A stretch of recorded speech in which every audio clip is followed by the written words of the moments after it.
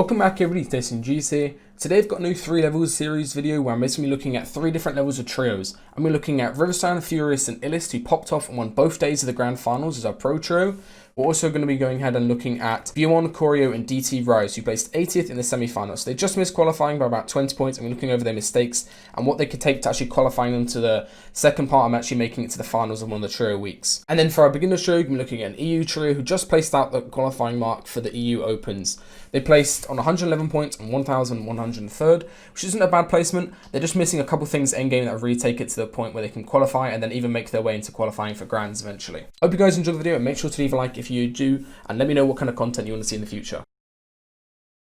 For our beginner players, we're actually doing a split in and around Coral Castle. So one guy's landing in the main building, one guy's going to go ahead and land up on the plain island and then rotate Shark, and one guy lands on the castle and then he rotates up towards the Frey Islands, and they all regroup in the Coral Castle area. The one thing they need to work on the shop is just cleaning up their mid game. Oftentimes they just stay here too late and then they're having to use the river for a rotate with a boat.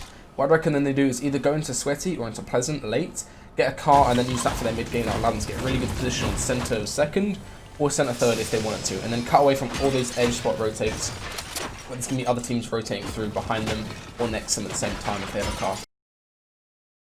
For our semi-pro players, this is actually a really nice split drop you can try if you're carrying worry about not having good enough drop for FNCS. So what they do is have one player down towards these beach shots, other two land in the main of Holly, then they go ahead and rotate over towards this Halloween building, and it's a decent amount of extra shield that they can go ahead and grab there, as well as the gas station. So they can fish, they can go ahead and grab all the mushrooms and fruit boxes around the area, and there's also a couple barrels that they go ahead and grab as well. It's a really nice amount of loot. The only thing you need to wear out for if you're landing on an edge map is trying to avoid the center whenever the zone pulls far right or to the far opposite side of the map, and you have to rotate through a lot of people. That's why having a car is really useful. Cars are probably the most broken thing for trios if you can just use one for all of your mid-game rotates. For our pro trio of Illest, Riverside and Furious, they were uncontested at Lazy Lake every single game of the grand finals. Having a drop spot that you can claim for yourself in a grand finals or event, or that you are extremely confident with fighting your spawn and beating the other team, is a massive part of success. If you don't have max mats and you don't have good movement and good guns going into mid-game, you're going to lose your fights, you're going to be below on Surge as well, and you're also not going to have good success in endgame as you don't have enough movement items. These guys have this completely claimed to themselves, so nobody can test them at all, and that allowed them to win in dominant fashion on both days. This is a really nice early rotate that our beginner trio actually did here. So as soon as Fistone pops, the IGO starts scouting it and getting some info on where they want to go. They see this other team rotating forward, and he just decides to foot rotate this. They could have shockwaved it, they could have done a bounce shockwave, but they'd rather just settle and go for a foot rotate, then fully regroup and claim this high ground position that he does here. So he comes up, should have maybe avoided going over that square there where the guy's wall was, but he gets up in a good position, they all regroup, and that's a very cheap rotate. Now they're going to be in a really good position to hold back the kills of other people trying to go for a foot rotate, or to triple spray anybody using movement items or shockwaving in. It's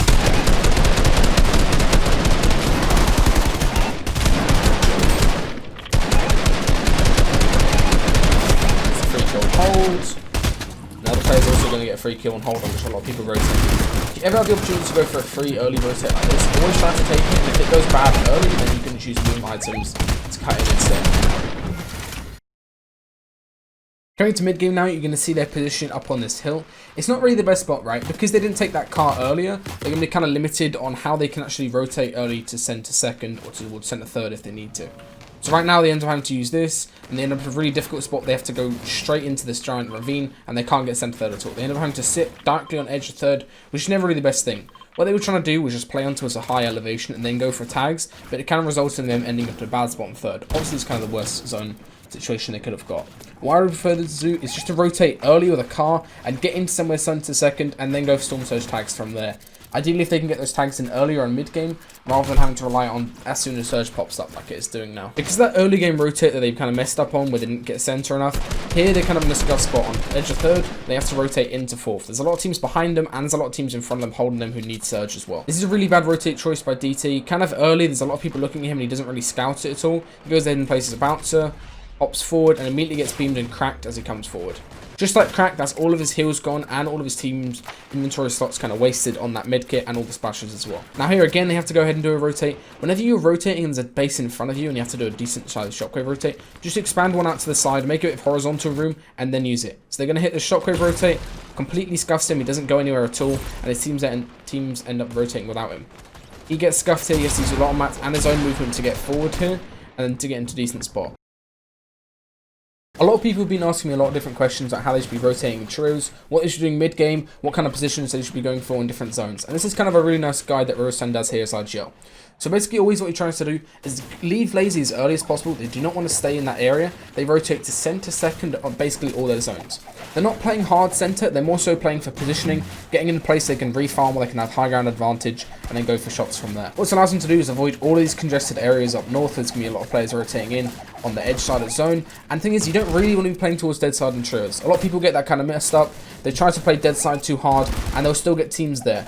There is not really a true dead side in trios just because of how the cluster of players works and how there's actually teams rotating instead of just solos. So as soon as third zone pops up here, again, they go straight for that center zone position. They come in and they get into a really good spot mid-map as well. Now, because in that center zone position on third zone, what they're going to go ahead and do is actually use a shockwave rotate to get into the edge of fourth and get onto kind of an elevated high ground position. So there you see they did that shockwave rotate with a bouncer. They all set themselves up really nicely to regroup. They all get together in this clustered area and also up on a little bit of a mid-ground. So their mid-game there is extremely cheap. They only use one movement item to actually rotate that whole time. Their mats are extremely good. They haven't wasted any shield over-rotating or making dumb decisions mid-game and getting tagged up on edge too much. Our beginning tree actually started to make a really nice rotate on the beginning of first moving here. However, they completely messed up towards the end. So they're all in a really good situation. They've got about 1,000 mats each. They've got really good movement items and good shield still. So they make a nice little early cut across rotate. They come forward a little bit so they can get a free shockwave. Good shockwave, a little bit split. They could have angled a little bit better. And then they actually end up regrouping together really nicely. All get together in the same box. The IGL TPB starts tarping. He starts tarping across. Really nice mid-ground tarp on a decent layer. Everything's looking good. And then at this point, he decides to drop low ground. This dropping low ground, a little bit sus just because the mats are still good, right? There's no need for an actual refresh just yet. And also, if you look where he dropped in the middle, right? He dropped straight in between all the other teams tarping on low ground either side of him. That's going to make it really easy for them to get focused and get box fought by multiple teams.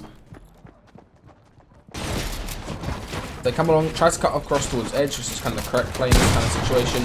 Then TPB goes for a solo play, boxes this guy in, goes for a place, and they end up having a 2v2 kind of solo fight. They get this initial knock, and then Dusk commits into the box, into the first. And at this point, because they're low ground, they are going to get focused by other teams. If the team is above you and they need a refresh, they're just going to go for a playstyle, try to go for an impact kill or a refresh on one of your players down here. Dusk spends way too long back at the top, getting all the loot, ends up having his top replaced, and instantly getting killed.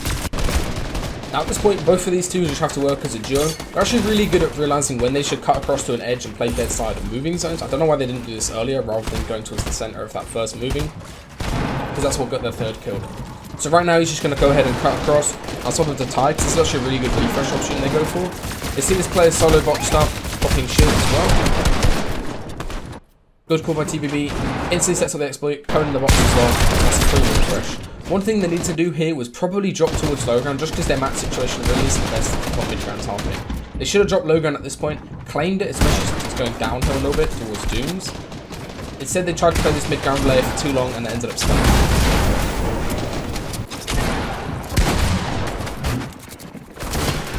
Now they have to drop down, both have 0 mats, and they're just going to end up getting picked off from backside here. Not really much they could do in this situation apart from play pumps out. He dies from behind, Tynes up hitting the shockwave and getting away. There's really not much you can do, and this is one of their best games. You can see the biggest thing for this show is just knowing when they should actually play towards the low ground, or when they should just keep playing as a mid-ground trio and just resulting in using their mats together.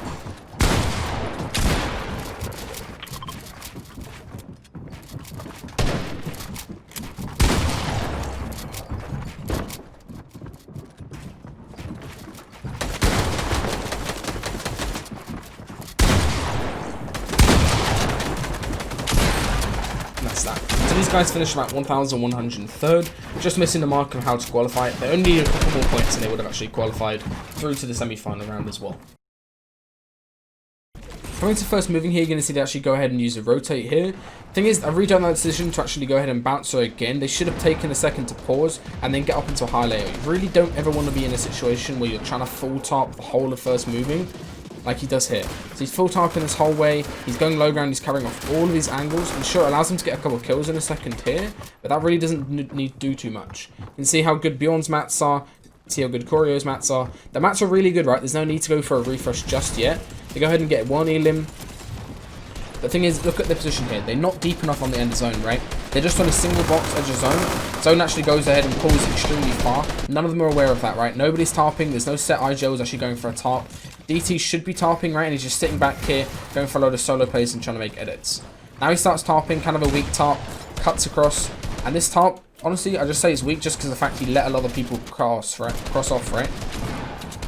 Curry ended up on backside with somebody fighting him down there.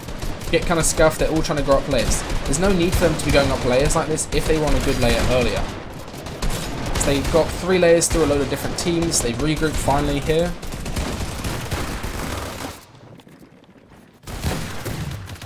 They finally get into a spot where they can regroup and play with each other.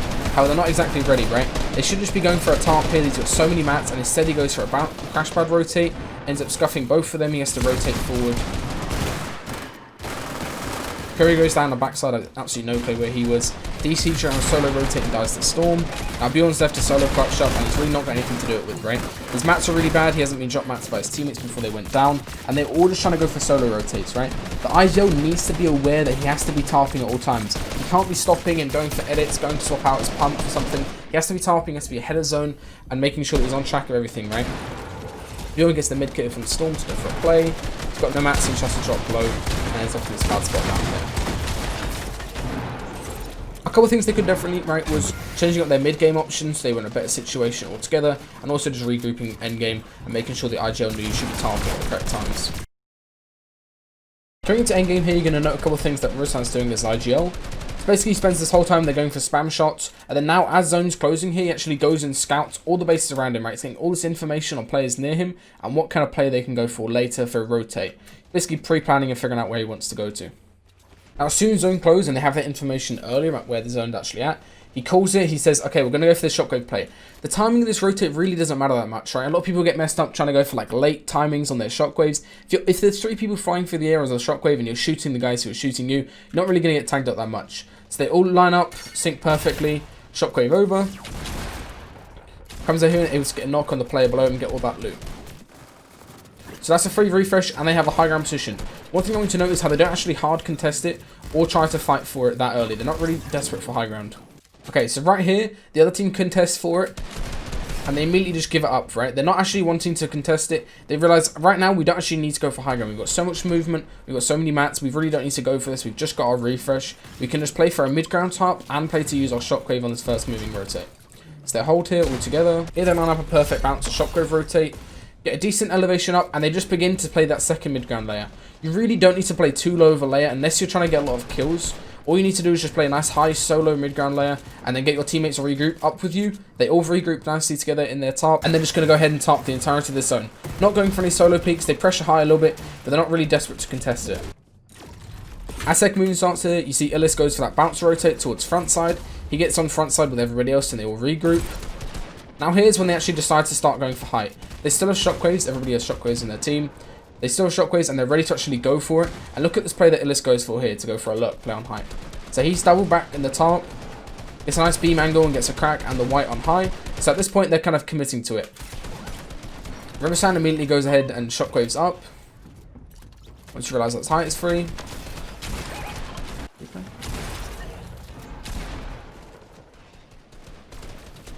So all they were doing there was just playing that second height layer.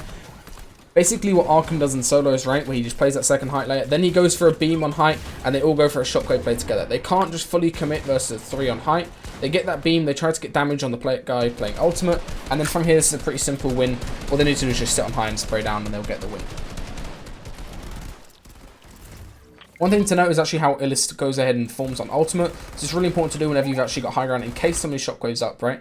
If somebody used to shockwave up and start fighting the 2 guys down here, then Illis would have a beam angle from above. And if somebody was to actually shockwave onto Illis, then either Riverside or Furious could just go ahead and chop him out, and then he could disconnect and they'll be able to 3v1 the guy on height.